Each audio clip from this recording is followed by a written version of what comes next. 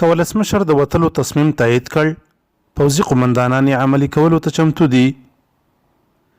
د امریکا دفاع وزارت پینټاګون وایي که ولسمشر جو بایډن له افغانستان څخه د ټولو ځواکونو وتلو تصمیم تایید کړ، نو دوی منظم عملي کولو ته چمتو دي.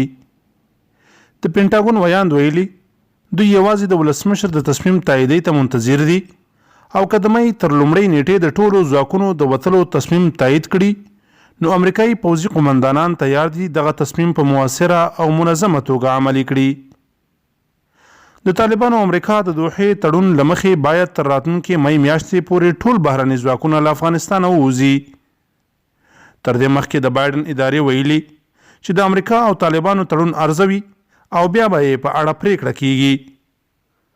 دغه راز پرون د امریکا خارجه وزیر بلینکن په بروکسل کې د ناټو تر غونډې مخکې خبري کنفرانس ته وویل چې امریکا افغانستان ته د ناټو له شریکانو سره یو ځای راغلي او په ګډه پریکړه به بیرته وځي.